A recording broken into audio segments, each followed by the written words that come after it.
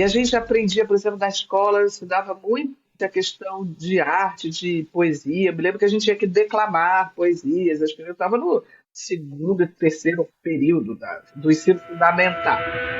Tem um pouco de psicologia social, tem um pouco de psicologia comunitária, tem uma questão da importância da comunidade sobre o outro, uma comunidade respeitosa, uma comunidade que cria vínculos e identidades para as pessoas. E aí eu fui fazer o mestrado e a gente começou a estudar Vygotsky, né? E aí Vygotsky me deu uma outra perspectiva muito teórica, muito importante, né? Dessas relações que eu sempre intuitivamente percebia, talvez. Então eu encontrei uma perspectiva teórica que se afinou muito com o que eu queria entender. O que eu acho que talvez falta na universidade é algumas disciplinas ou algumas atividades desde o início, né, desde o primeiro ano, que integrassem as pessoas, sabe? Que integrassem as áreas. Naruhodô Entrevista, Cláudia Berlim de Mello. Naruhodô. Se puder.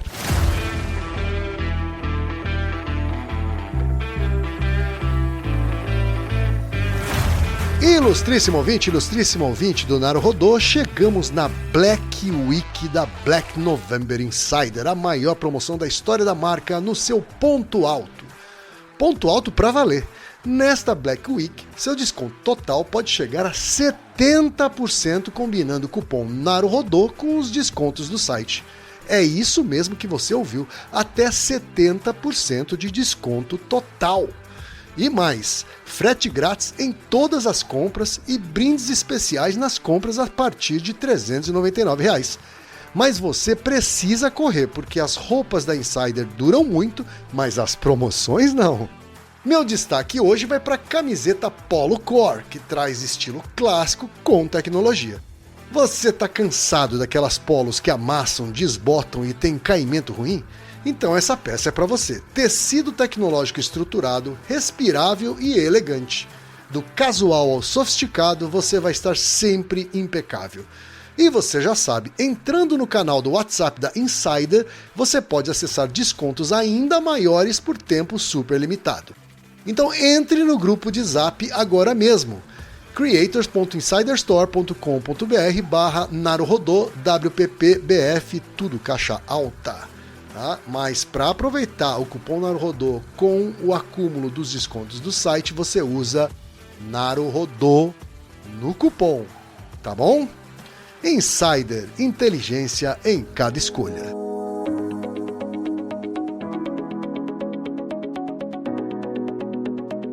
Ilustríssimo ouvinte, seguimos com a série Naruhodô Entrevista, que está trazendo conversas descontraídas com cientistas brasileiras e brasileiros que contam sobre suas trajetórias, seus pensamentos e seus campos de atuação. Neste episódio, vamos falar com a Cláudia Berlim de Mello. Cláudia Berlim de Mello tem graduação em Psicologia pela Universidade Federal do Rio de Janeiro, mestrado em Psicologia pela Universidade de Brasília e doutorado em Psicologia, Neurociências e Comportamento pela Universidade de São Paulo. É professora adjunta do Departamento de Psicobiologia, Escola Paulista de Medicina Unifesp, orientadora do Programa de Pós-Graduação em Psicobiologia no Campus São Paulo da Unifesp e bolsista Produtividade CNPq. Membro do Grupo de Trabalho de Neuropsicologia da Associação Nacional de Pesquisa e Pós-Graduação em Psicologia, do Instituto Brasileiro de Neuropsicologia e Comportamento e da Academia Brasileira de Neuropsicologia.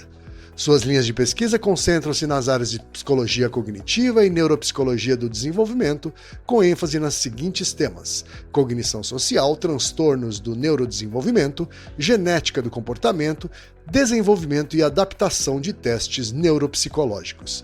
Vamos então para a conversa com a Cláudia.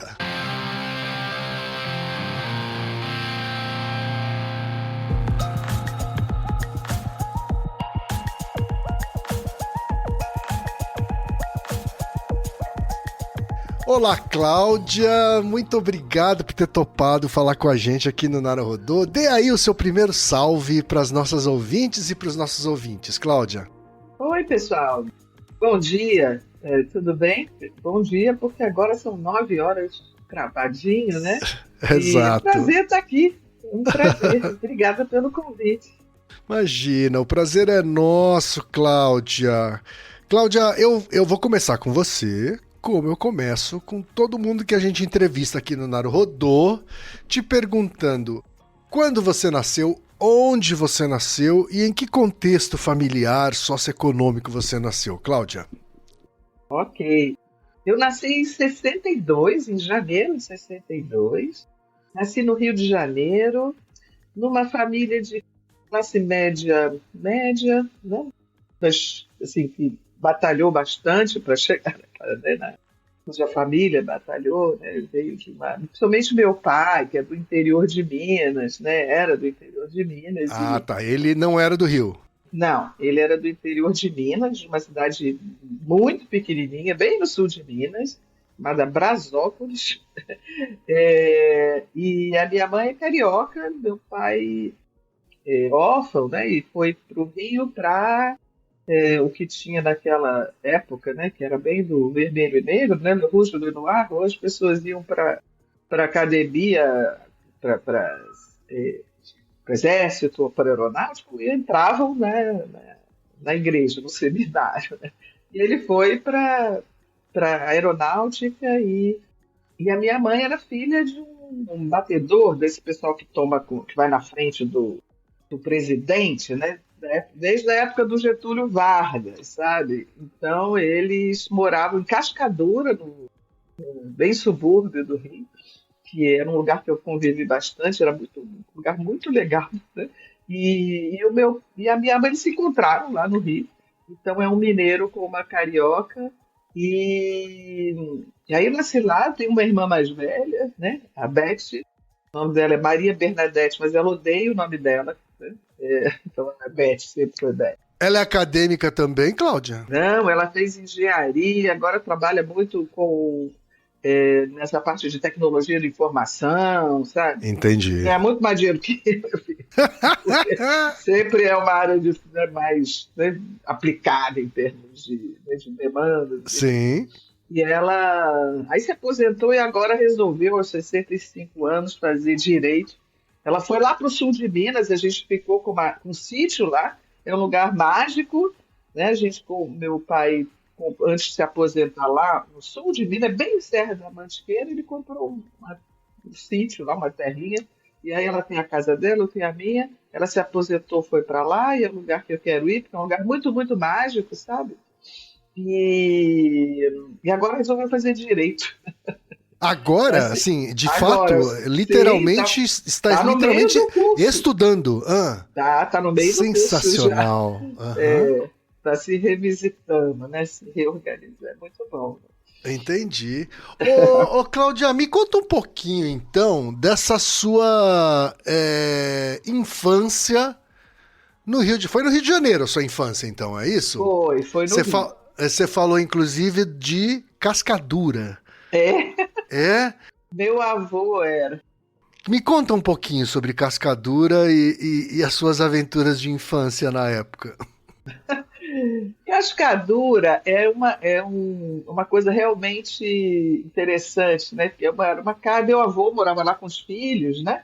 Meu avô, na verdade, era de Teresópolis. Então, eu ia muito a Teresópolis quando eu era criança, adolescente, ia muito lá em Cascadura.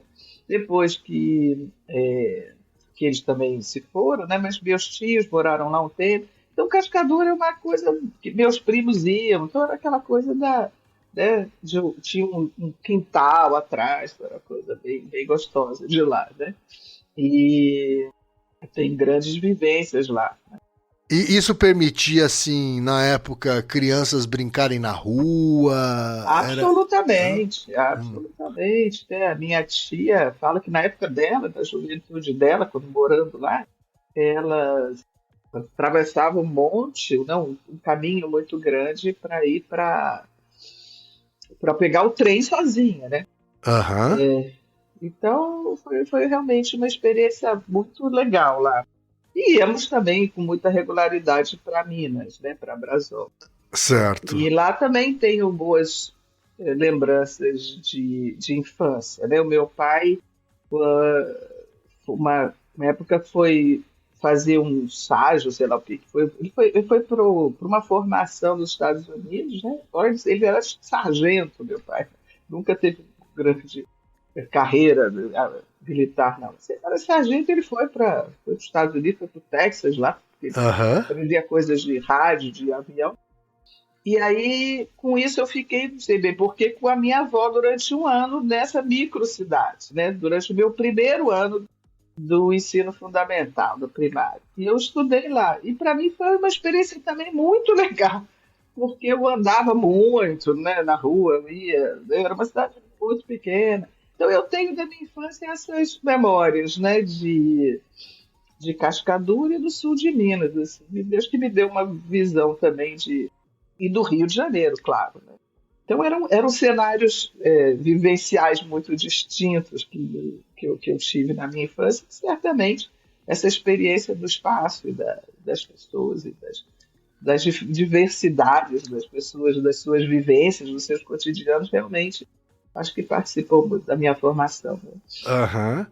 E alguma coisa durante a infância, a adolescência, que foi meio que marcante e influenciou a sua decisão lá na frente pelo curso que você faria, por se interessar por psicologia, por comportamento humano? Como é que foi isso? Não, teve uma coisa muito marcante que no início dos anos 70 o governo brasileiro estava comprando uns aviões, chamados aviões Mirage, não sei se Me lembra. lembro, me lembro. Aviões franceses, não é isso? Franceses, na Uhum. França.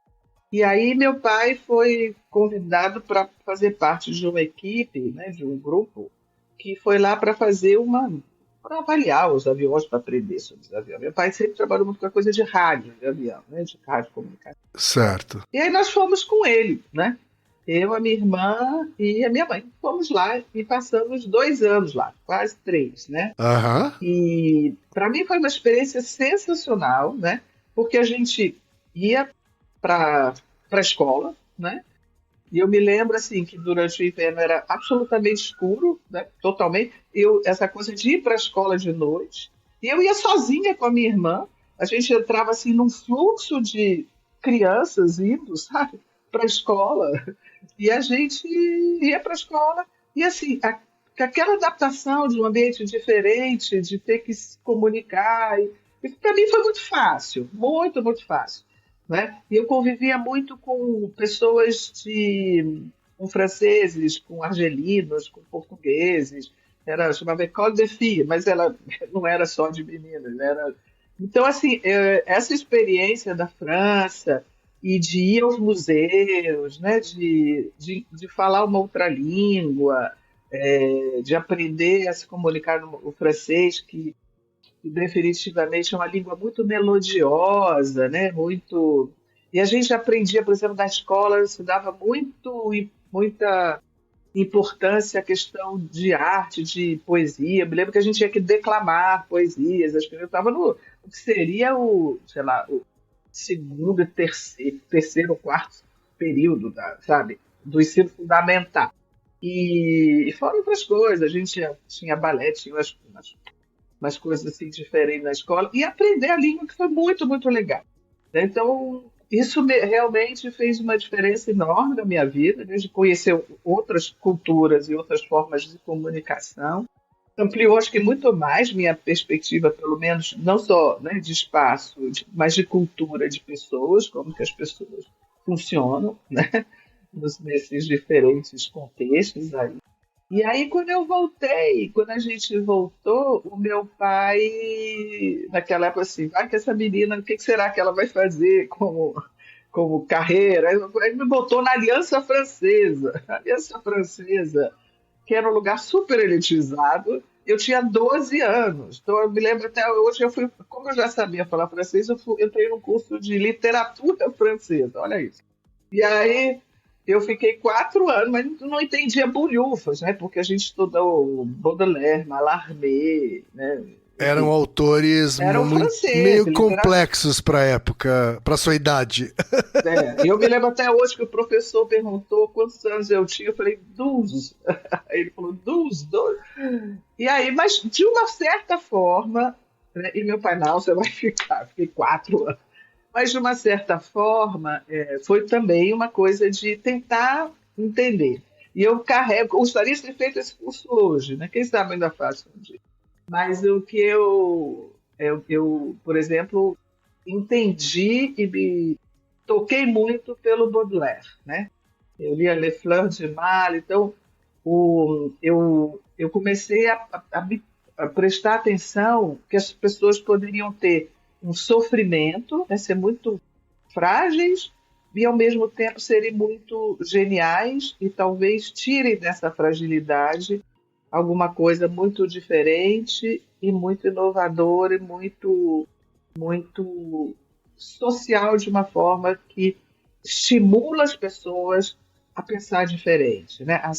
A ter uma outra reflexão humana sobre as questões. Então, isso eu carreguei da minha adolescência. Entendi. E aí eu acho que foi por isso esse conjunto de vivências humanas, eu acho, diferentes, que começou a me querer, me estimular para entender o que é um pouco, como que as pessoas funcionam, né? Como que elas agem, e como a cultura influencia. E aí eu acho que foi por isso que eu resolvi.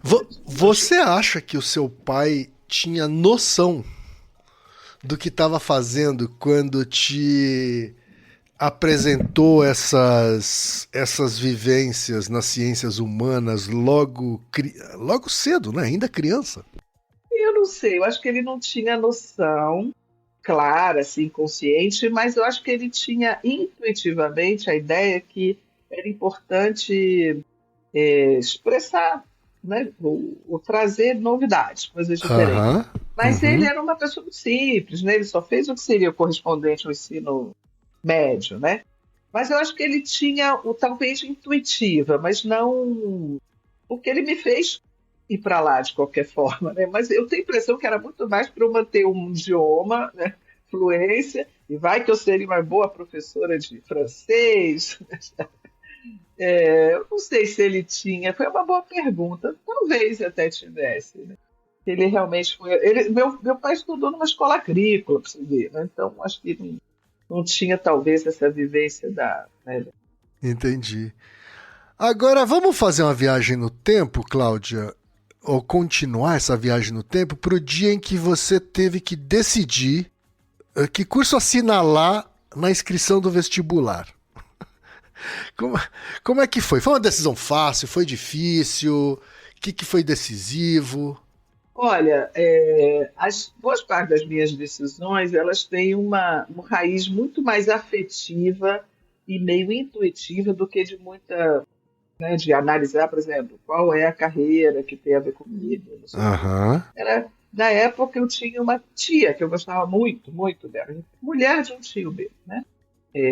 E ela era psicóloga, sabe? E eu, na convivência com ela, nas conversas, né? E eu comecei a achar muito interessante essa história do lidar com pessoas do ponto de vista porque ela conversava muito, né? Porque que era psicologia, né? E eu comecei a me interessar muito com essa coisa da conexão, sabe? Então acho que teve uma decisão que teve um ponto assim bastante afetivo da minha relação com ela e que transpôs por uma ideia de conexão, né? De estar conectado, assim, né? De entender as pessoas, talvez entender as fragilidades das pessoas, as potencialidades das pessoas. Eu falei, acho que é por aí que eu quero fazer. Então, aí eu fui fazer o vestibular. Foi na intuição, então, e foi esse o único curso? Ou você ficou entre psicologia e um outro curso nada a ver com psicologia? Não, na psicologia mesmo, é a decisão. E a Federal, você fez Federal do Rio, não é isso? Isso. Aí Federal do Rio era a sua meta, assim, ou a coisa aconteceu? Uma coisa aconteceu. A coisa foi acontecendo e foi muito, muito legal, né? Porque o campus é muito bonito, né? A universidade, entender o mundo da universidade, né? Os Aham. vínculos, né? Com conhecimento, com as coisas que se aprendiam, né? Então, eram novos conhecimentos, né? Que se abriram. Então, foi muito legal. Mas tem uma coisa que eu acho que vale falar antes.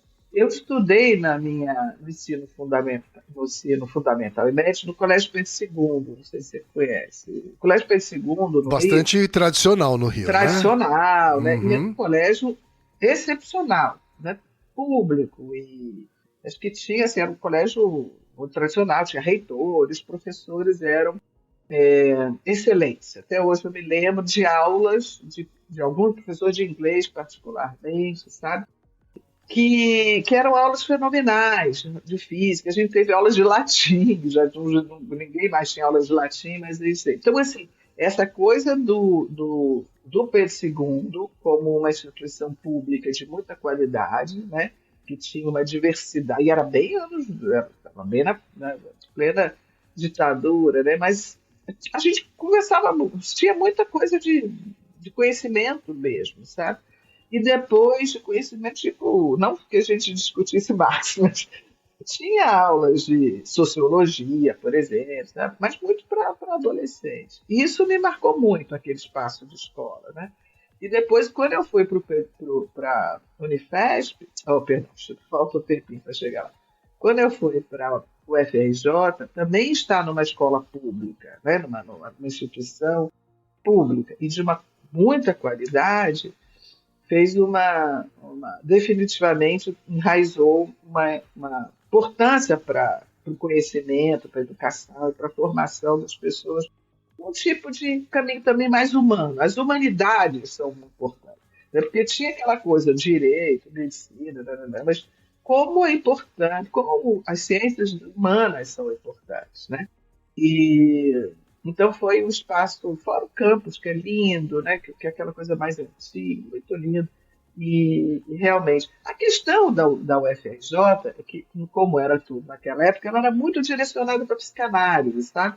E eu tinha a ideia dos professores também. Eu tinha um professor chamado Luiz Alfredo Garcia Rosa, né, que é umas aulas O magníficas. Luiz Alfredo é o que depois se torna escritor. Escritor, isso, né? As aulas dele eram muito interessantes. Então foi também um momento muito legal, assim. Ah, você teve aula então com ele. Sensacional. Ô, Cláudia, e quando você entra na universidade, teve momentos de, meu Deus, o que eu tô fazendo aqui nesse curso? Ou teve mais momentos de, puxa, é isso mesmo que eu quero pra minha vida? Não, acho que teve mais momentos do tipo, é isso que eu quero. Só que quando chegou a parte do estágio, é que, como é muito direcionado para psicanálise, tudo é muito direcionado para clínica, né? Então tinha aquela coisa de fazer estágios em consultório. E aí aquilo não me, sabe? Por outro lado, eu fiz um estágio, tinha 18 anos, que foi por intermédio dessa minha tia, que era Nara, o nome dela, que foi na Cidade de Deus. Lá na Cidade de Deus, que ela trabalhava numa fundação de assistência social no Rio, e lá na Cidade de Deus tinha um núcleo, né, de assistência social, ela trabalhava lá, e abriu o estágio, eu fui para lá. E era assim, naquela época, dos grandes, no início, né, a gente começou a lembrar dos traficantes, né? Era bem na época do Mané Galinha, né? Sim, Não sei sim. se era isso o nome. Aham. Mas assim, a gente entrava numa paz, né? A gente Sim. acompanhava, eram grupos de mães gestantes, sabe? Grupos de mães de uma creche. E esse mundo, para mim, foi uma coisa maravilhosa, sabe? De entender, eram mulheres maravilhosas, de um apoio, né? De um sentido de comunidade, né? E era muito seguro, né? Minha tia falou, todo mundo sabe quem vocês são, todo mundo sabe, né? Sabe? Então, né? E nunca teve absolutamente nada nesse período que a gente esteve lá. Havia ali um pacto. Possivelmente. Não dito, né? Não dito, mas definido. Eu tinha 18 anos. E ali, aquilo realmente, aquela interação. O que me chamou a atenção é que as pessoas tinham uma coisa do grupo, mas talvez não talvez porque não podia ter, né? De um coletivo maior. Então, por exemplo, as casas das pessoas, os apartamentos, eram microapartamentos, mas muito bem cuidados, mas o entorno, sabe, era um pouco mais sujo. Eu fiquei pensando, puxa, podia ter uma horta aqui que dava para todo mundo, sabe? Então, mas não tinha isso. Talvez porque era o clima do momento, né? Isso foi nos anos 80. Sim. Mas aquilo me interessou. Começou a me interessar, né? Essa coisa, né? O que é o aquilo? Porque você fala assim, né? A psicanálise não era uma coisa que me atraía tanto, mas isso aqui me interessou. O que é o isso? O isso, boa pergunta. Então, o isso tem um pouco de psicologia social, tem um pouco de psicologia comunitária, tem uma questão da importância da comunidade sobre o outro, uma comunidade respeitosa, uma comunidade que cria vínculos e identidades para as pessoas, né? Porque as pessoas tinham identidade de que eu moro aqui, né? Que eu sou parte desse grupo, que essa sensação de pertencimento, independente de renda, de bens e tudo, é um vínculo muito importante para o desenvolvimento das pessoas, no sentido de autoestima e de desenvolvimento, sabe? E outra coisa curiosa, que nessa mesma época, eu morei em adolescência no Rio, num prédio na Praia do Flamengo, que ela tinha uma característica curiosa, que era um prédio com 5 blocos, assim, né? Até hoje, meu filho mais novo morava. E o bloco A era o que é de frente para a praia, apartamento de 4 quartos. O bloco B, apartamento de 3 quartos. O bloco C, que era onde a gente morava, 2 quartos. E o D e o E, apartamento de 4 salas. Quer dizer, existia uma hierarquia lá dentro, é isso do condomínio. Mas tinha assim uma coisa de separação de rendas. Sim, sim. Só que as relações, elas eram, entre os adolescentes, era uma coisa que não tinha nada a ver, não tinha a menor ideia. Era agnóstica, então, né? Uhum. Eu tinha um amigo que era filho de um marchand, não sei o quê, que morava lá no bloco B, sei lá, e era amiga do outro. Então, até hoje eu tenho vínculos de amizade, e nessa diferença de essa coisa de você ter ou não ter, você sabe? E essa vivência de múltipla e diversa do ponto de vista também né, do que você tem, qual é a sua renda, né? Uhum. Isso para mim foi muito legal. Para mim aquele prédio era, até hoje, essa convivência era uma coisa sensacional no meu ponto de vista, né? Entendi. Então eu acho que essa vivência, junto com a minha... Acho que influenciou também a minha percepção daquele espaço lá na Cidade de Deus, sabe? Todas as suas incoerências e qualidades também, né? Que são construídas pelas pessoas, essencialmente, né? Os vínculos das pessoas, os vínculos afetivos, sabe? O apoio que as mulheres davam uma para outra, sabe? Então, acho que isso me deu clareza. Na psicanálise, a prática em consultório ela é muito... Acho que ela é um pouco isolada, sabe? Ela é muito pontual, ela é muito... Não tinha essa coisa né, de uma vez. Ela é muito focada na pessoa. Então, nada contra. Uma coisa individual mesmo, assim, né? Muito individualizada. E essa história do coletivo que me deu vontade de trabalhar. Entendi. Agora, eu vi aqui que na graduação você fez um trabalho sobre psicologia materno-infantil. Ah, sim. Me fala um pouquinho sobre esse trabalho, como é que surgiu esse interesse, o quanto isso está ligado, na verdade, com a orientação. Isso aí foi fruto de algum tipo de iniciação científica? Como é que foi isso? Não. Eu não tinha muita coisa de iniciação científica, pelo menos com muita... Foi um trabalho de conclusão de curso, assim, é isso? Conclusão de curso, né? Certo. E por que esse tema? Eu acho que surgiu com a história lá da Cidade de Deus, né? Porque como a gente foi trabalhar na história que era um grupo de gestantes, né? Então era um grupo de apoio a gestantes, e aí tinha uma conversa, a gente via as fragilidades, né? E aí ficou muito claro quanto que essa mulher, na sua gestação, ela está apoiada, né? Porque tinha muitos conflitos, né?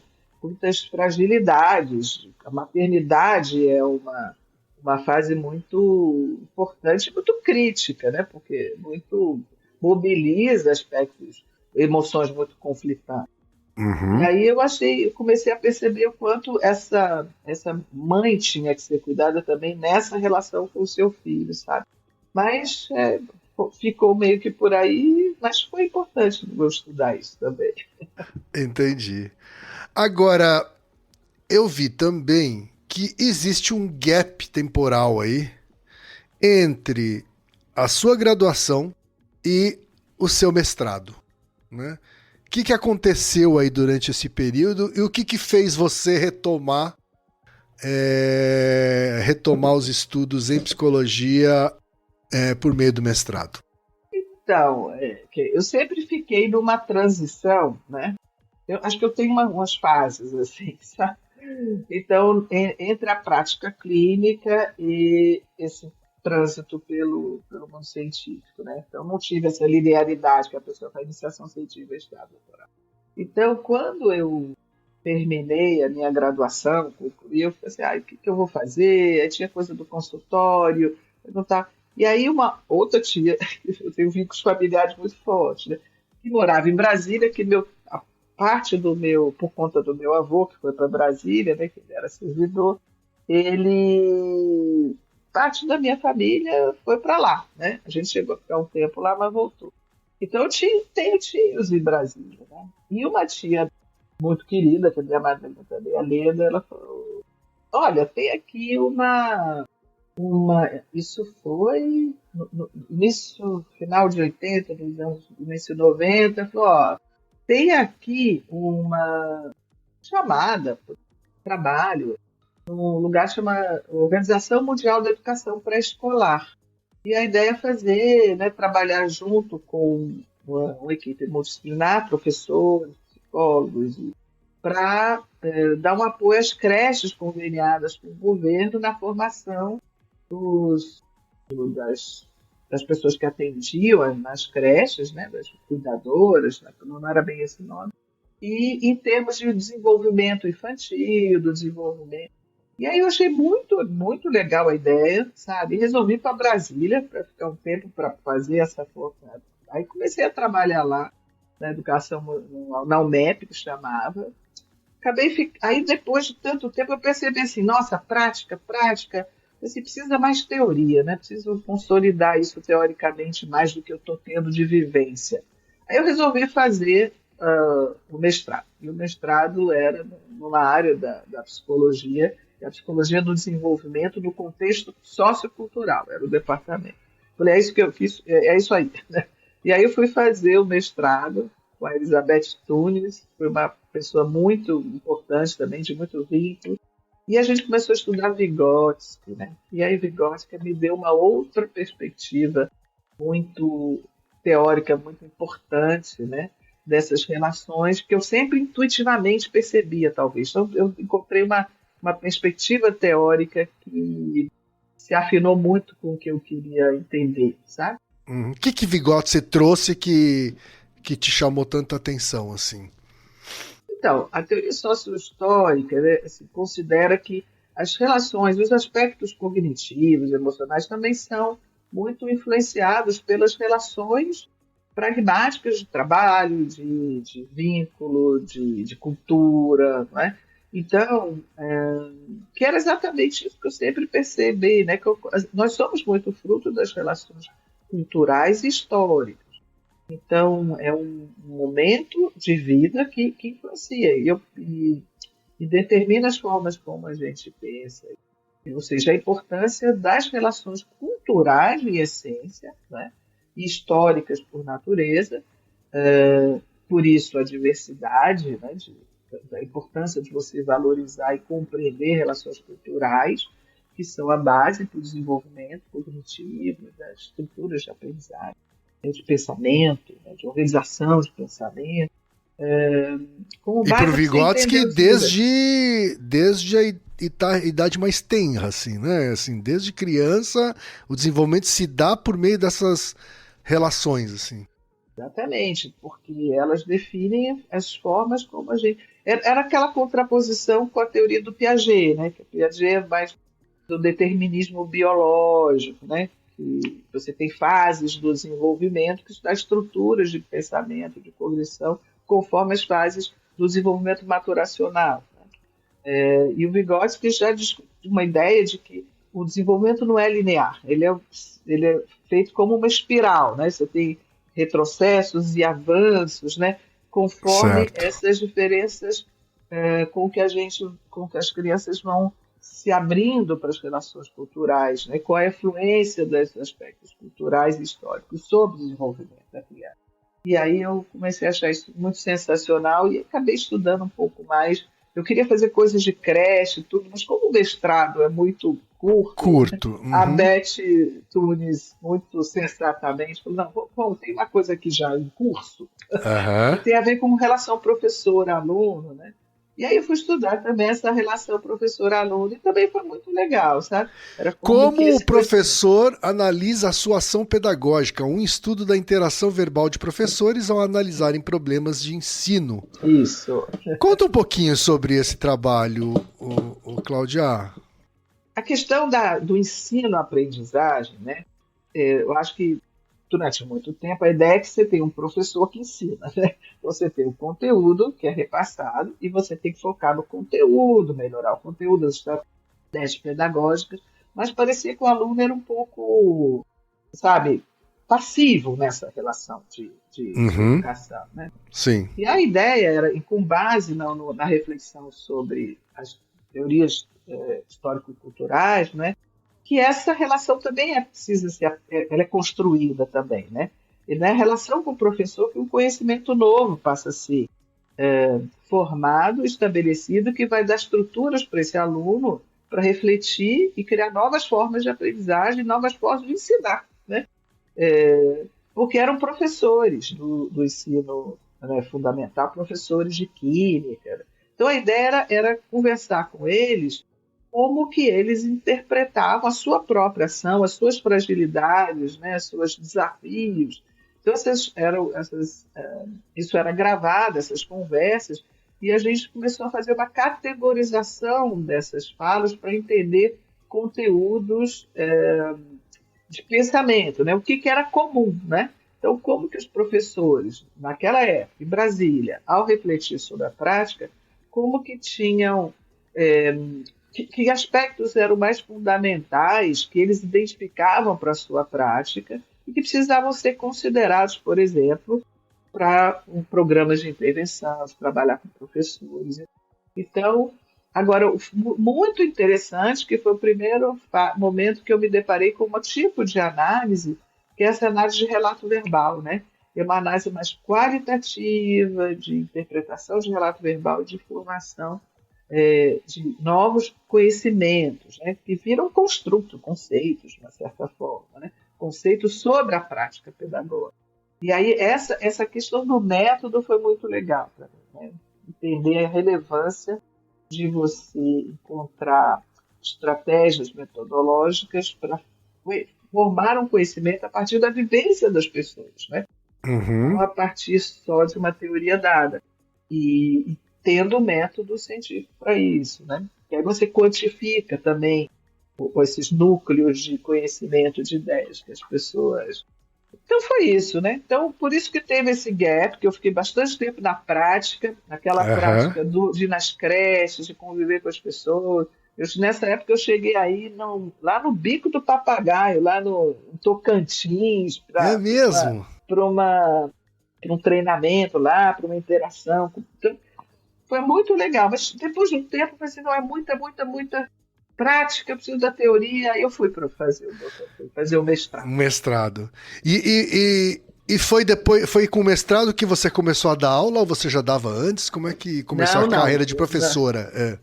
Isso demorou um pouco. Depois, durante o mestrado, eu conheci estava começando na época o hospital, a organização do hospital de reabilitação lá, de um modelo de gestão mais autônomo, assim, que é o Hospital Sara, sabe?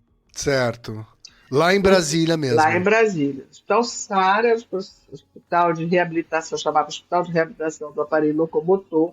Essencialmente, o atendimento era para pessoas que tinham ou condições neurológicas ou, né, ortopédicas.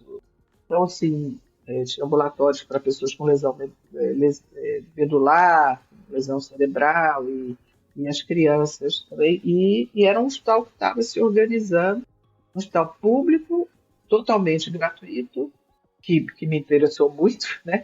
E uma proposta totalmente inovadora de atendimento a essa questão da reabilitação. Entendendo a reabilitação não só como motora, mas também cognitiva. Aí eu fiz uma seleção para lá e passei. Logo, acho que na primeira ou segunda turma, e fui para o SARA. E o SARA era dedicação exclusiva, não é? E aí eu fiquei também um tempão lá.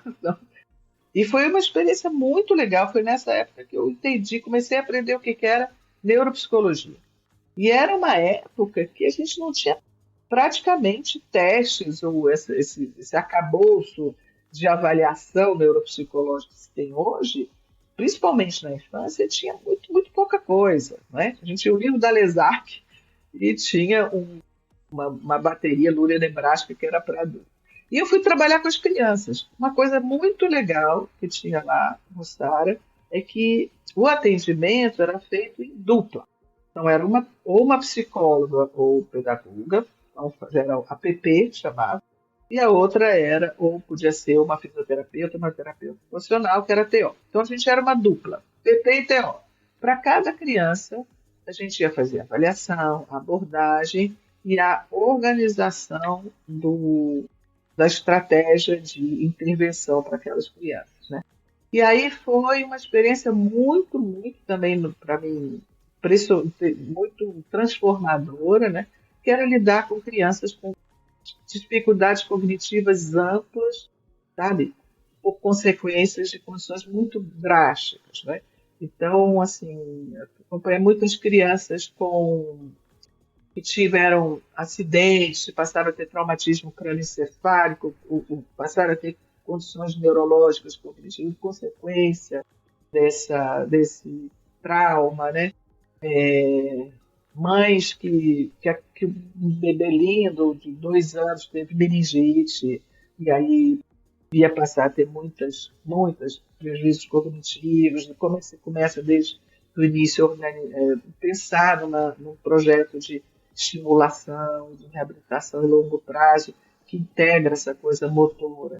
Então, um adolescente que também, uma menina linda de 15 anos, sofreu e passou a ter muitas, e não tinha muita coisa para avaliar cognitivamente, mas tinha lá muito apoio, né? Então, tinha uma situação que era oficina ortopédica, que criavam coisas muito individualizadas de apoio.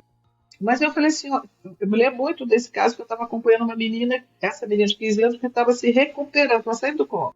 E ela não conseguia muito se comunicar, né? Mas eu entendia a demanda de comunicação dela. Né? Aí eu pedi, você pode fazer para mim um cartaz assim, que tenha figuras, e tem assim, por exemplo, alimento, animal, não sei o que, né? Aí eles fizeram um negócio sensacional e a gente levou, né, lá para os espaço de reabilitação e eu interagia com ela. Cadê o animal? Primeiro, cadê o gato? Não sei o quê. Cadê o animal? Cadê aquilo que serve para aquilo? E ela foi se comunicando, foi recuperando, ficou com bastante questões motoras, mas começou a se comunicar e aí evoluiu. Então, assim, para mim foi uma experiência muito importante nessa coisa assim, da neuropsicologia. E aí a gente começou a estudar muito neuropsicologia lá. E aí eu fiquei 10 anos, sei lá, 7 anos no SARA, aprendendo muito, né? Sempre nesse núcleo. O nome não tinha o nome, que não era Programa do Lesado Cerebral Infantil, era muito bem feio o nome, mas todo mundo chamava de escolinha. Então a gente entendia na escolinha, né?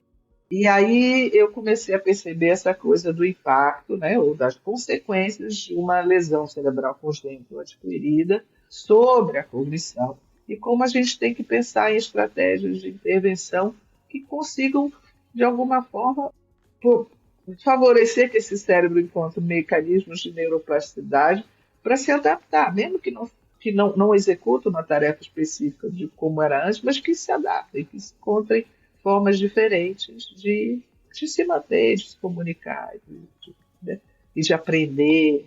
E aí eu comecei a entender o que é o cérebro, para valer. O que é essa coisa das neurociências, da neuropsicologia.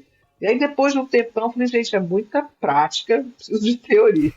Aí, você tem esse movimento, assim, né? De ir para a prática, aprender coisas na prática, ver a coisa acontecendo, e aí resgata o desejo de teoria. Você tem que entender o que você faz, teórica. Aí eu fui fazer o doutorado na USP, né? Eu tinha um grande amigo, que é o Neander, e ele já tinha vindo para fazer o mestrado, aí eu falei assim, estou querendo fazer o doutorado. Isso significou mudar de vida novamente, sair de Brasília e vir para São Paulo, é isso? Isso. Aí ele falou, sim, eu vou te botar em contato com o meu professor, que é o Gilberto Xavier, da USP. Aí eu mandei uma mensagem, ele falou, tudo bem. Aí eu mudei, fui para São Paulo para fazer o doutorado no NEC, no Neurociências e Comportamento da Psicologia, né, que estava também no início, né, esse departamento. Né. E aí eu fui fazer com o Gilberto, eu queria estudar memória, por conta dessas minhas desenvolvimento da memória, e dessa memória de categoria, dessa memória de rede, né. Hoje eu fui entender que era meio uma memória semântica. E aí eu fui fazer o doutorado. A questão é que o doutorado o Gilberto trabalhava com modelo animal. Trabalhava com o quê? Modelo animal. Né? Eu estudava memória, mas rápido. Né? Certo. Aí eu fiquei lá com ele, não sei o quê, mas eu falei, quero fazer essa coisa aqui, que é estudar memória em desenvolvimento. Aí eu falei, olha, não, pode, a gente vai trabalhando, mas tem uma pessoa que você vai gostar, que acho que vale a pena você acompanhar lá o grupo dele, que é o Orlando. O professor Orlando Bueno, que foi um transformador na minha vida acadêmica, né? Da Unifesp, do Departamento de Psicobiologia. Eu comecei a frequentar lá umas reuniões de quarta-feira. Ele assim, eu cheguei, professor, eu sou, não sei o que, do Gilberto, ele, entra aí, pronto, senta lá. E foi assim que eu fui para a Unifesp. Entendi. E aí você muda para São Paulo. E como é que São Paulo te pegou, assim? Como é que foi para uma carioca com raízes mineiras, morando muito tempo em Brasília, como é que foi encarar São Paulo capital? Olha, no início foi assim, uma relação de muito preocupação, não em termos do que São Paulo tinha oferecido. Realmente, assim, Brasília é um lugar muito legal, mas soava um pouco assim, bem provinciano, no sentido que todo mundo, né, é funcionário público, as pessoas iam muito sempre nos mesmos clubes, não sei o quê, né? E aí eu já tinha meus filhos, né? Eu falei assim, eu queria expandir, né? Eu falei assim, bagunçar essa coisa aqui de um caminho muito, né? Me incomodava assim, nossa, você pode até ficar aqui e fazer, né? Concurso, mas assim, eu acho que a vida tem que ser meio, né? Tem que ter mudança na história, né? E aí, então, e São Paulo se vislumbrou, né? Com essa coisa, tinha USP, tinha Unifesp, tinha não sei a coisa, tinha muitos núcleos e muitos grupos, isso começou a me encantar muito, né? Teve uma fase muito clara, né? De um certo, que eu me detive numa história de um preconceitozinho, sabe? Acho que não era uma coisa, mas tipo assim, carioca, né? Carioca marrento, não sei o quê, porque carioca é marrento, carioca chega atrasado, não sei o quê. Então tinha uma coisa muito sutil, assim, não era nada. Mas já existia. Mas tinha uma coisinha assim, muito claramente, sabe? Muito sutilmente, sabe? E aí eu falei assim, opa, né? Que não era uma coisa que eu nunca tinha percebido, né? E eu fiquei pensando, é muito complicado quando você entra no lugar e as pessoas já pressupõem, né? pela sua Sim. origem, mas enfim, mas isso foi muito pontual, porque eu fiz vínculos também muito do grupo Aham. do Gilberto, sabe? Mas fiz muito mais do grupo lá do Orlando. Então, São Paulo, para mim, assim, era aquela a coisa das oportunidades de vínculo, de grupos, porque Brasília tinha aquela coisa do próprio hospital, né? Porque você tinha que ter dedicação exclusiva, era tudo lá, sabe? Uma das coisas que comecei a querer sair de lá, porque eu acho que o hospital é muito legal, que ele paga super bem, respeita muito o profissional no sentido, mas é aquilo, você não pode, por exemplo, fazer alguma coisa fora. É das regras do hospital, e beleza, né? Uhum. Tenho lá colegas que ficaram lá a vida inteira. Mas isso né? Eu falei assim, eu quero fazer coisas diferentes e diversas, né? Sim. E São Paulo tem isso, tem um congresso ali, tem um grupo lá, tem uma coisa ali, sabe? E aquilo para mim, essa diversidade, né? De possibilidades, né? Sabe? Né? Você tem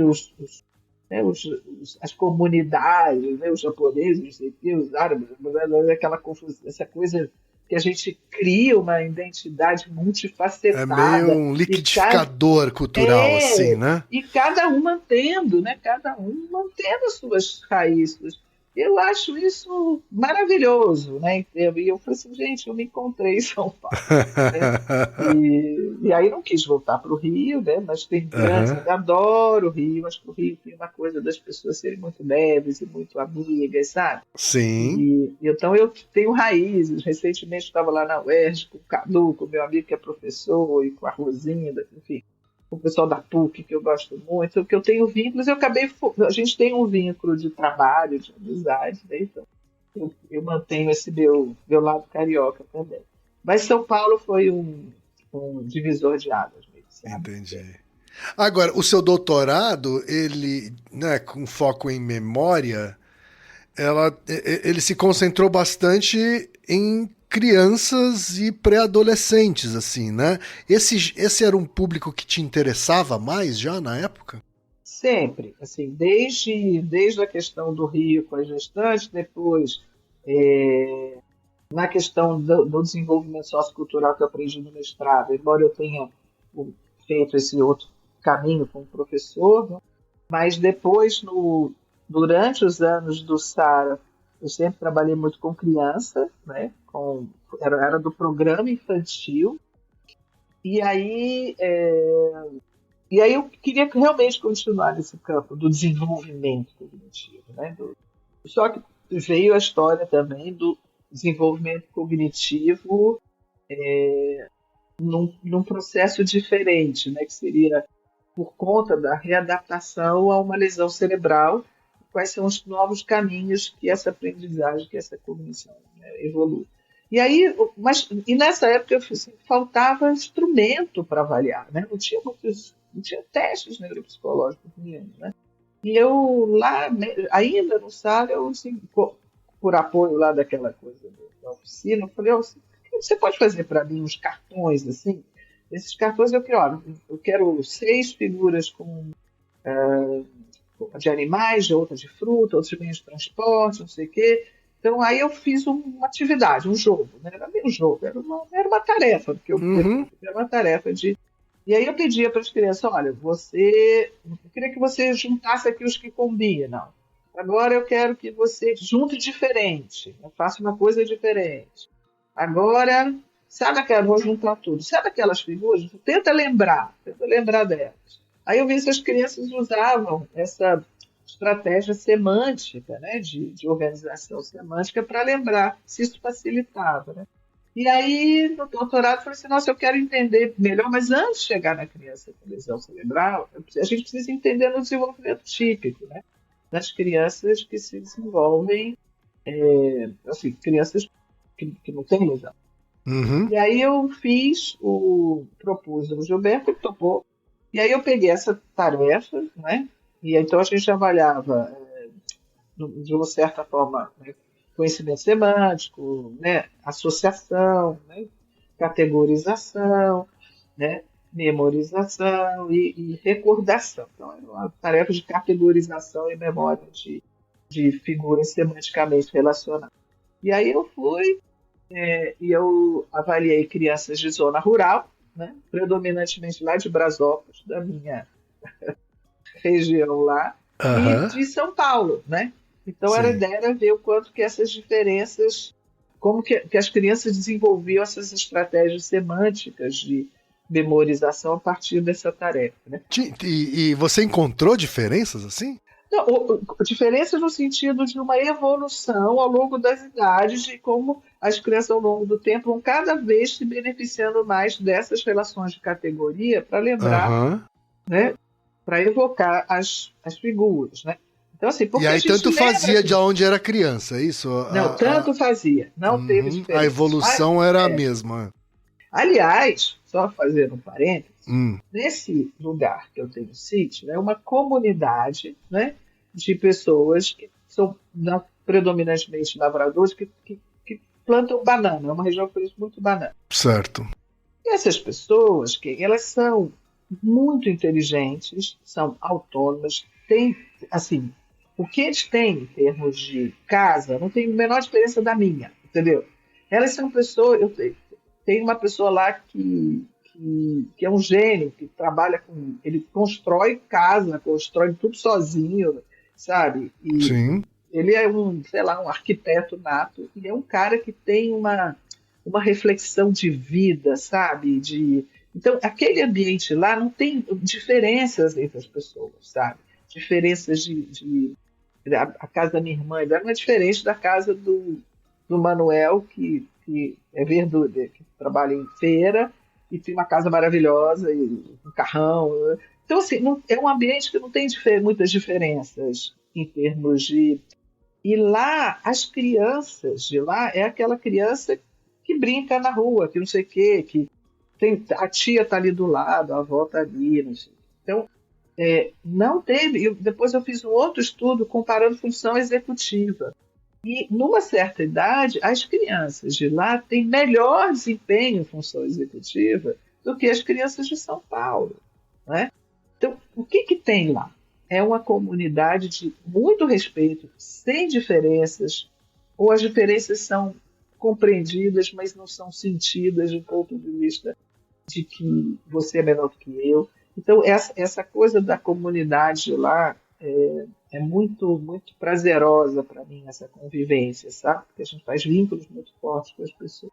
E ficou muito claro isso, quer dizer, não é a diferença de nível de escolaridade em si, isoladamente, né? Nem de acesso a bens materiais, que vai influenciar o desenvolvimento de uma criança, que vai fazer essa natureza dos vínculos, sabe? Uhum. Pertencimento de segurança numa comunidade, sabe? Então isso é muito legal. Mas enfim, foi só uma parêntese. E aí o doutorado foi nisso, né? E aí terminei o doutorado.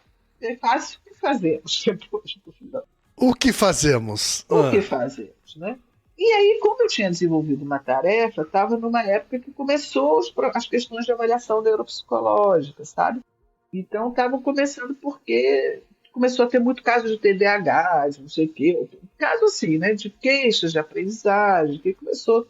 Era uma época que começou a história das avaliações. E eu montei um consultório com uma colega que é fono, com a Thaís. Por isso, Thaís, que eu conheci lá. Ah, tem uma outra coisa nesse trajeto que tem a ver com o Orlando, né?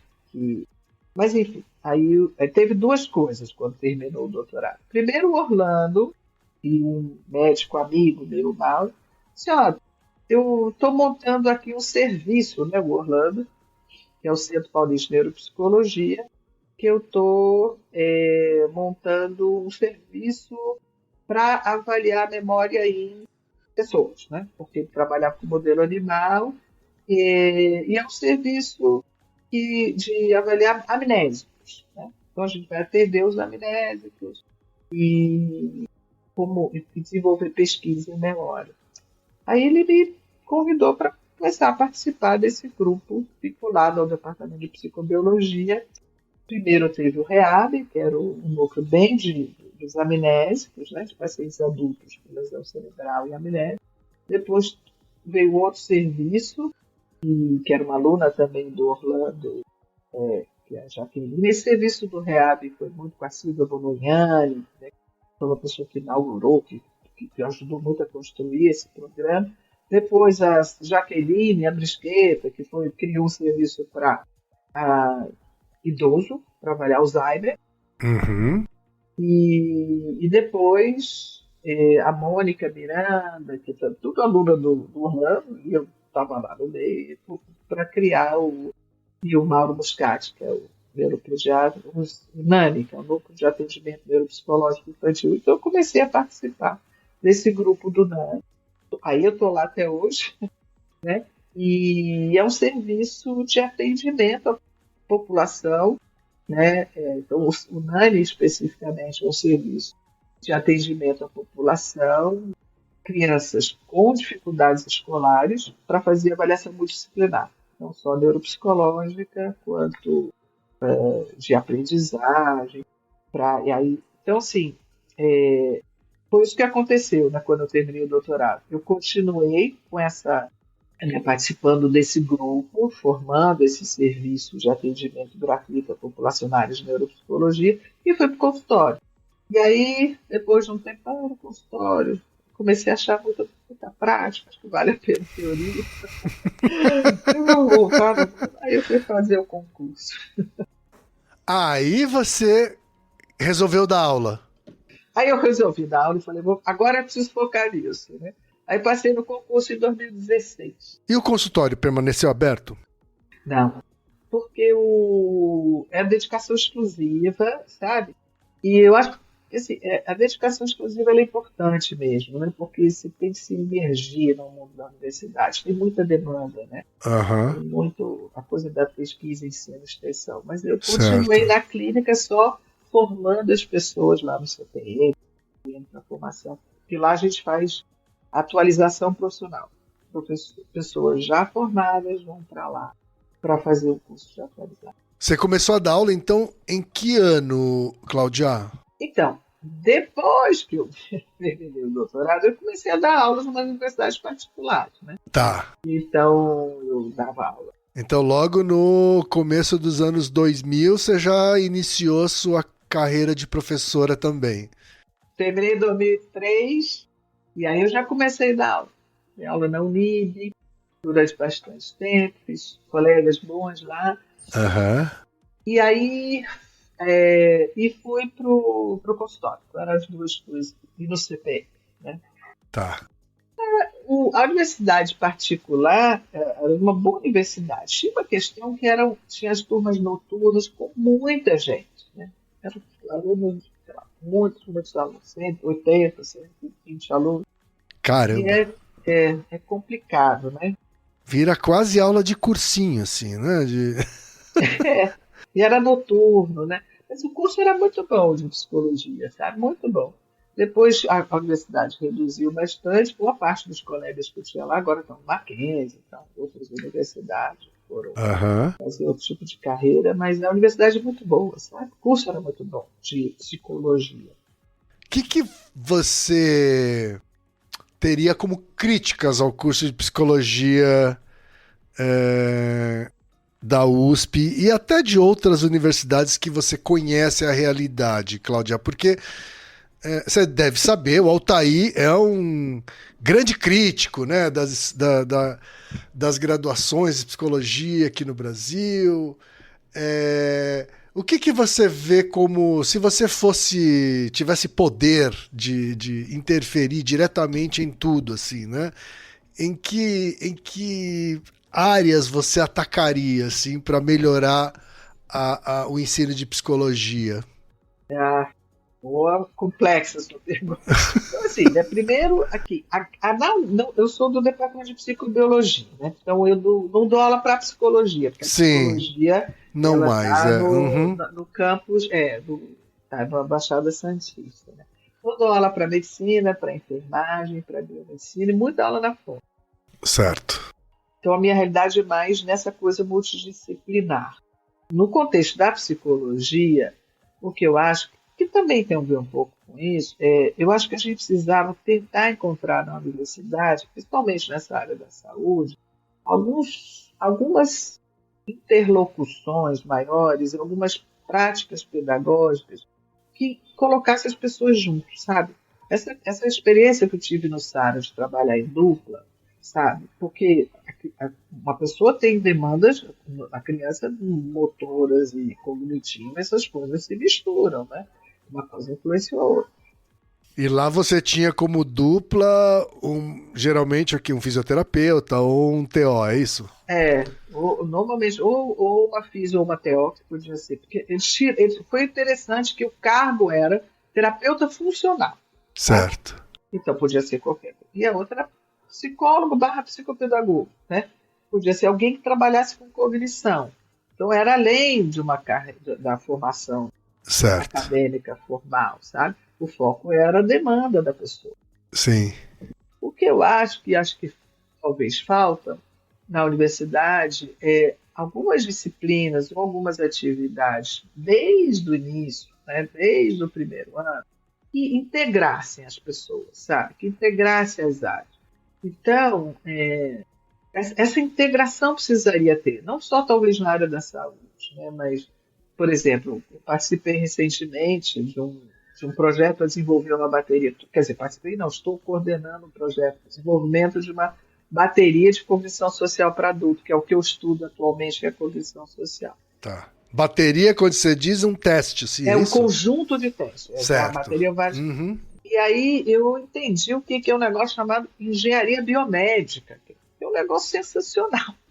Engenharia biomédica, é uma área que trabalha muito com sincronização dos sinais, com sincronização de medidas cognitivas e fisiológicas, que precisa ter, né? A gente, por exemplo, se você tem uma dimensão maior de emoção, né, uma reflexão sobre a sua emoção, a emoção do outro, esse input fisiológico, né, essa interocepção, é ela que te dá o norte do que você está pensando, não é só aqui, né? Então, essa integração de medidas, essa integração de áreas, né, foi muito, muito interessante para eu entender como que a gente precisa pensar estratégias de avaliação de intervenção mais, sabe, que dê conta de mais domínios dos fenômenos psicológicos, sabe?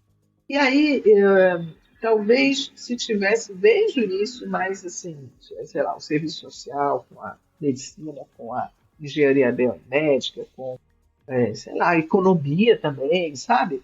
Algumas integração de áreas diferentes, discutimos problemas sociais ou problemas de desenvolvimento, problemas da saúde, de uma forma mais integrada, sabe?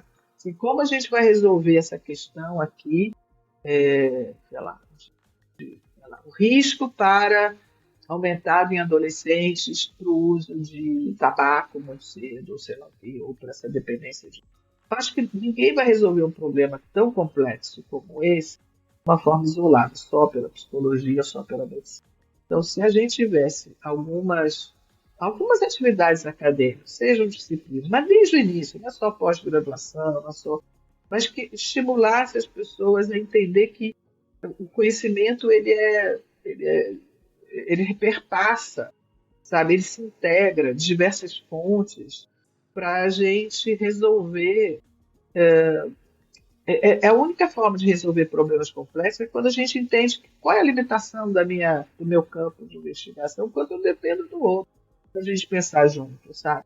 Então, eu acho que isso me parece que faz um pouco falta no mundo acadêmico em relação, principalmente na Universidade Federal, né? Porque é a ideia da universal, né? Da universalidade, e de ter pessoas lá que estão estudando integralmente, né? Que estão lá o tempo todo para estudar, então, um período integral. E uma comunidade, uma sociedade que permite isso, né? Então, a Universidade Federal as universidades públicas, né? São talvez o único caminho, o que a gente tem de transformar ações na área do desenvolvimento, né, enfim, a universidade pública precisa ser muito cuidada, né, precisa ser muito valorizada. A gente precisa ter mais, assim, talvez, porque a gente tem as atividades extensionistas, que elas são muito importantes, mas eu acho que elas acanhadas ainda, sabe? É muito, vou fazer um formulário, aqui pôster, vou fazer não sei o quê, vou fazer uma ação, vou no Parque do Ibirapuera para falar sobre o que é o cérebro, não sei o quê. Mas eu acho que são ações importantes, mas os alunos não são atraídos desde o início para essa importância da sua formação interdisciplinar, multidisciplinar, e de como essa informação, esse conhecimento precisa ser compartilhado e reconstruído, né, ressignificado com o seu destinatário final, que é a população. Né? Então, é só nessa confusão. Como eu entendi? O que eu estou te explicando aqui na hora de você estimular seu filho, te passar uma medicação? Como você entende isso e como isso pode me ajudar a aprimorar as minhas formas de fazer uma intervenção clínica? E eu acho que isso é a universidade pública, e uma universidade mesmo, esse campus da saúde, é que pode contribuir para favorecer essa integração, sabe? É difícil, né? Porque a gente tem muita demanda em termos de programação de aulas e tal. E talvez exista uma certa percepção equivocada por parte da população a respeito do investimento que é feito em escolas públicas, Cláudia. Assim, você acha que as pessoas imaginam que existe muito mais orçamento em escola pública do que de fato existe, assim, e portanto acabam não valorizando da forma como devia o ensino na escola pública e, enfim, a capacidade da universidade pública de gerar conhecimento? Olha, eu acho que sim, acho que as pessoas ainda não têm essa dimensão e uma boa parte do segmento é contra. Né? Por exemplo, uma coisa que no início foi totalmente combatido, né, que foi a coisa das cotas. Né? A gente tem 50% de cotistas e os alunos, imagina um aluno fazendo medicina, né? No início vai mudar porque o desempenho deles vai acabar com a universidade pública, porque o desempenho deles vai ser muito pior, vai ter que diminuir a qualidade das aulas. Pelo contrário, sabe? Esses alunos estudam pra caramba, sabe? Participam de uma série de atividades, né? Então deu um gás, no meu ponto de vista, bastante interessante na universidade e essa diversidade que veio foi muito importante, né? E você imagina um menino de periferia poder fazer uma universidade, fazer um curso de medicina, né? Então, fosse aquela coisa inatingível, né? Então, eu acho que isso ajudou, né? Porque começou a ter mais essa observação que as pessoas estão se formando com muita qualidade, né?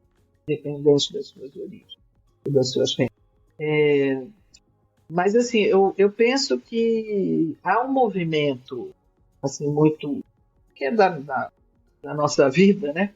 De interesses financeiros muito importantes, né? Que criam várias universidades particulares e que, então, você tem as questões dos interesses, né? Que vão muito além da universidade. Então, é uma batalha cotidiana na universidade da gente ir atrás de recursos, né? Ir atrás de verbas e fazer muito projeto para conseguir manter a universidade, porque então, os cortes que começam a ter, né?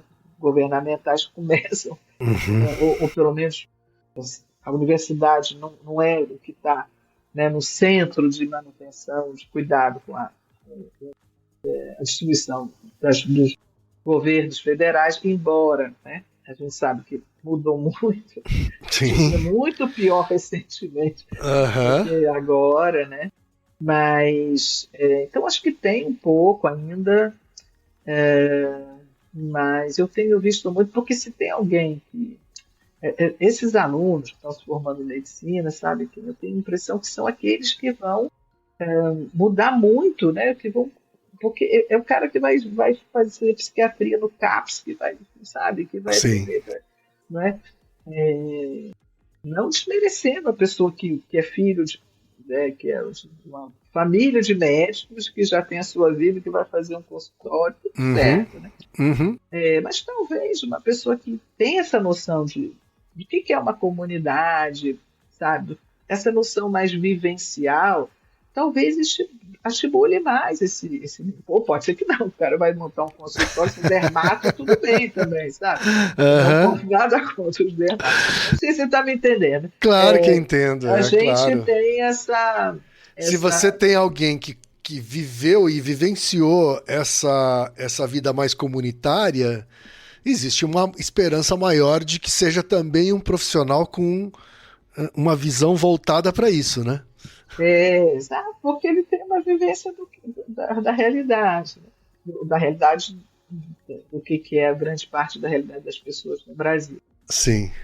Mas é isso, eu sei que eu me sinto muito vinculada a essa coisa da universidade pública, as ideias, as propostas, né, de fazer, né,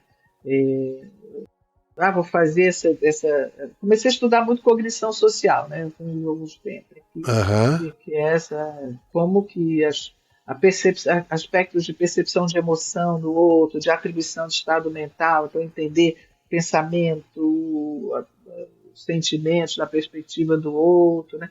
Esse conjunto de habilidades que regulam o nosso comportamento no contexto das relações e que são muito fragilidades, por exemplo, em pessoas com autismo, né? E aí, agora, já chegando no finalzinho quase da carreira, eu resolvi ir para o mundo adulto.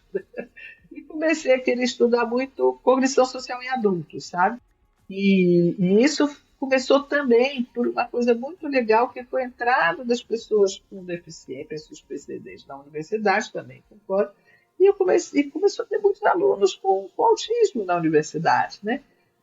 E esses alunos trazem para a gente aquela demanda de mudança de paradigmas de vida, sabe? Às vezes a gente escuta uma coisa só de por exemplo, um professor assim, mas como é que esse médico vai querer ser, como é que essa pessoa vai querer ser médico? Porque ele não tem empatia, né? Então a gente tem que mudar, fazer as pessoas entenderem que não é bem assim, né? E às vezes, para algum tipo de, sei lá, de área da disciplina, pode ser até interessante não ter muito esse vínculo, esse excesso de troca afetiva com a pessoa. Um apego, né? Mas assim, então essa relação com ele, só que a gente também não tem instrumento para avaliar cognição social em adulto.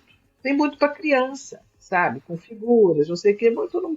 Falei, não, gente, vamos fazer. Aí no meu grupo de estudo, que eu tenho alunos, não falo aluno, mas são pessoas que fazem mestrado, doutorado. São pessoas que eu tenho um vínculo muito forte lá no Nexo, que é o Núcleo de Estudos em Cognição Social, e a gente discute muito estuda isso em diversos contextos, né? Em pessoas com epilepsia, né?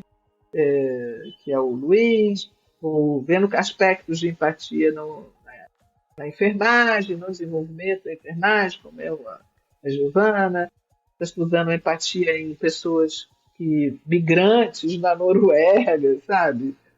Ou traços, tem essa coisa da reatividade emocional também. Então, com a Suzy, que é um estudo dessa bateria. E aí a gente resolveu fomos atrás de dinheiro do CNPq e montamos uma bateria de cognição social, com 6 tarefas. Então a gente foi atrás de atores, contratou ator para fazer vídeos de expressões de emoção, a gente foi atrás de fotografia, não sei o quê, e criamos 2 anos de discussão sobre o que são esses conceitos, né? Os diferentes domínios que estão subjacentes à cognição social e como que a gente pode avaliar no sentido do mundo do adulto, sabe?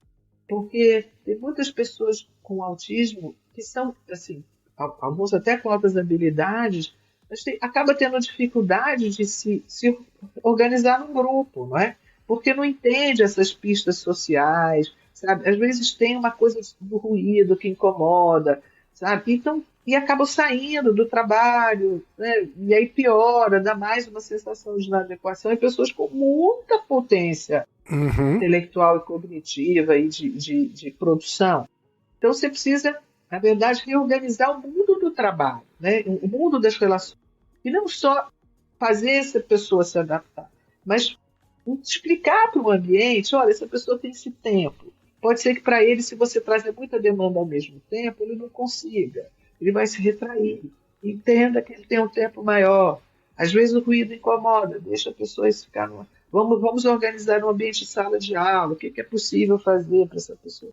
Então, e aí veio esse novo desafio na minha vida, que está sendo muito legal também.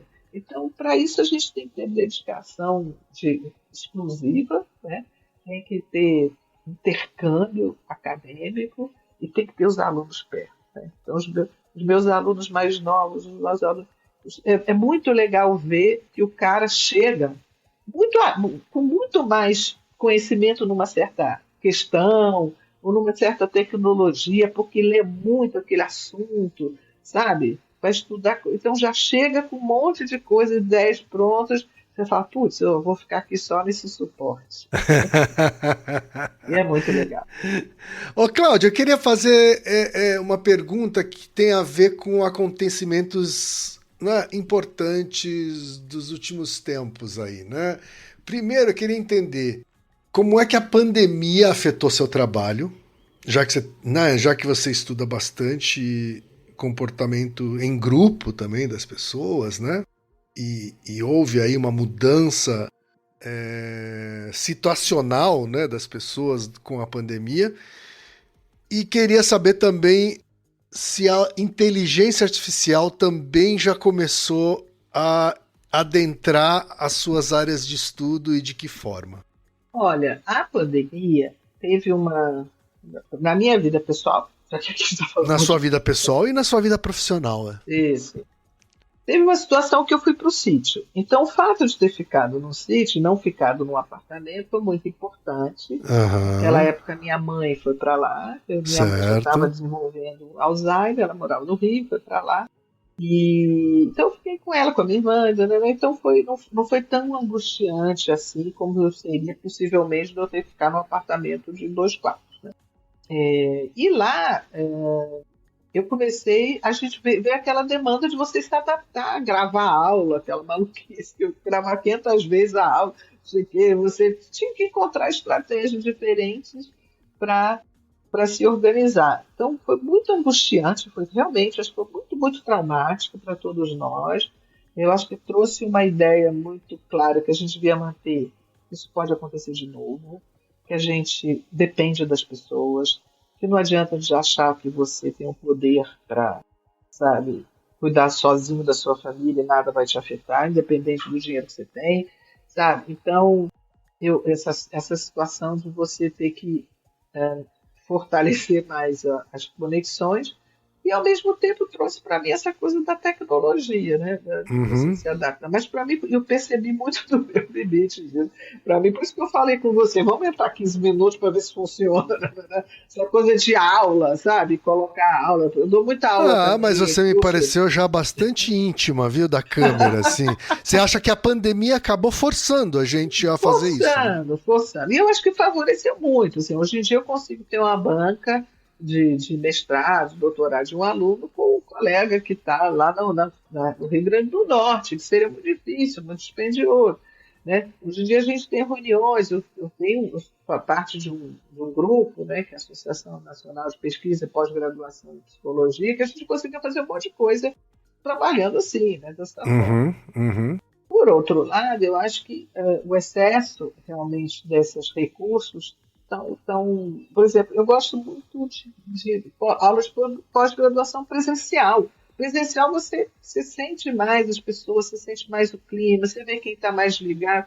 Porque por mais que você fala numa aula de pós-graduação, deixa as câmeras ligadas, as pessoas falam, porque minha câmera não funciona. E você perde muito do que está ali, sabe? Então, acho que a gente ganhou por um lado, mas perdeu muito do olhar, como eu trabalho com cognição social, essa coisa do olhar, né? De você entender as microexpressões, você, sabe, ficar atento se a pessoa está entendendo o que você está falando, você, nossa, eu estou achando que ele está um pouco distraído, deixa eu ver, você aí, estou achando que, sabe? Acho que a gente perde dessa percepção que vem da interação com as pessoas muito, isso prejudica o quanto que você organiza também o seu pensamento para passar um conteúdo, né? Para Uhum. compartilhar o conteúdo, né? E de aprender com o outro também. Então, essa coisa da tecnologia ajudou muito, mas as pessoas estão ficando cada vez muito mais dependentes dela, e isso e aí fica mais fácil, né? Por que eu vou pegar meu carro? Né? Eu vou trabalhar de casa. Eu não sei, eu gosto muito de estar na universidade, fisicamente, né? E, e conviver com as pessoas. Eu acho que eu preciso muito disso, né? Então, eu acho que ajudou, mas o acesso ao conhecimento fica muito mais fácil, né? Na época da universidade, do doutorado, eu tinha que ir na biblioteca da USP, pegar aquele coisinho assim que você Aham. olhava, aí ia lá Aí através procurar o livro. procurar a revista, não sei o quê. Então, assim, hoje em dia você, né, coloca as palavras-chave e você tem acesso ao conhecimento muito fácil. Aham, aham. A minha preocupação muito é com a coisa do chat GPT, com a inteligência artificial, é que às vezes fica claro, por exemplo, se eu peço para um grupo na graduação, principalmente, olha, você trabalha, você é fono, não sei o quê, vamos fazer um trabalho sobre gravidez na adolescência. E vamos pensar em Aham. aspectos psicológicos, sociais, não sei o quê. Né. E às vezes eu vejo que a pessoa traz contexto, bem, fica claro, sabe? Então, assim, você tirou o raciocínio clínico, né? Você minimizou, sabe, esse caminho mais fácil, porque o caminho tem que ser árduo, o caminho tem que ser duro, você tem que sentar e estudar, ler, integrar aquilo que você entender, pensar, refletir, pegar outra fonte. O caminho do estudo da formação acadêmica ele é árduo, não é penoso, mas ele tem que ser do estudo. Eu vejo muitos alunos também da pós-graduação querendo que a coisa aconteça muito facilmente. E não é assim. Você tem que refletir para criar a sua concepção de mundo. O que você vai reproduzir segundo fulano e fulano, sabe? Meu estudo contradiz o fulano ou corrobora a literatura. O quê? O que tem que o cara fez que de fato é tão interessante assim? Critica o método do outro, com esse pensamento crítico, né, que vem do se debruçar, do estudar, sabe? Sentar a bunda, ler, vai lá, ler o artigo com detalhe, com calma. Isso eu acho que às vezes, primeiro, a inteligência artificial é um risco muito grande, que as pessoas acham que é um bypass, assim, é uma ponte Uhum. para entregar um produto final. Eu Sim, não um queria atalho, isso. né? Uhum. Não queria que eu pensasse sobre gravidez da adolescência. É um processo complexo que deve mobilizar a pessoa para ver o que eu posso fazer com isso, que tipo. Mas se é só para entregar um papel escrito. Então, esse é um desafio para os professores aí, muito grande nos próximos anos. Muito grande, né, Cláudia? Porque difícil convencer uma pessoa de que aquele atalho não vale a pena. É que no caminho que se faz, né, no caminho duro, né, passo a passo. Exato, exatamente.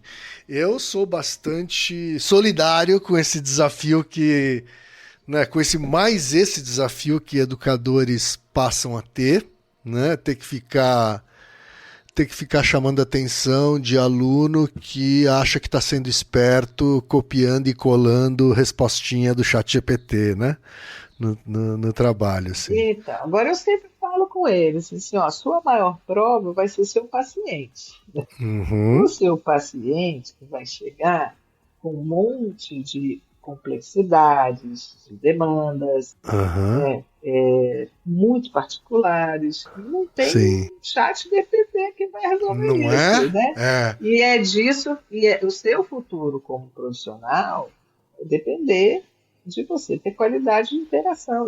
Né, então, de adaptar o seu conhecimento para aquela demanda particular daquela pessoa. Não vai ter um livrinho lá com uma sequência de estratégias, né? Faça isso, né? Leia essas palavras aqui, porque isso pode não funcionar para uma pessoa naquele momento, com aquela idade, Claro. aquele nível de... Então, a sua prova vai ser o seu paciente. E não vai ter chat GPT nenhum naquele momento para te ajudar nessa interação e na compreensão. Né? E aí disso que vai depender também a sua possibilidade de ter a sua carreira como clínico, né? Então é isso. Tá certo, então, Cláudia. Cláudia, assim, a gente estourou nosso tempinho aqui, É isso mesmo. mas eu queria agradecer demais sua generosidade, seu tempo, compartilhar suas vivências. Eu aqui, em nome de todos os ouvintes do Naruhodô, queria agradecer sua presença, de verdade, Cláudia. Eu que queria agradecer. Eu não estava muito ansiosa, porque eu tenho ansiedade social. Eu falei, gente, por que eu vou falar tanto da minha vida? Eu não tenho muita coisa para falar. Não tem? Você Mas deixa aí... comigo. Se você me deixar, eu falo com você aqui 24 horas. Obrigada, querido. Obrigada a você, Altair, viu? E parabéns. Acho que é um prazer. A realidade das pessoas, a vida das pessoas é uma coisa boa acadêmica também. É isso daí, Cláudia. Brigadão, então. E Naruhodô, ilustríssimo ouvinte! E você já sabe, aqui no Naruhodô, quem faz a pauta é você. Você tem alguma pergunta pra gente ou quer comentar algum episódio? Escreva pra nós. podcast@naruhodô.com.br. Repetindo? podcast@naruhodô.com.br. E lembre-se, mande nome completo, idade, profissão e a cidade de onde você está falando. É isso aí. なるほど。 Esse podcast é apresentado por b9.com.br.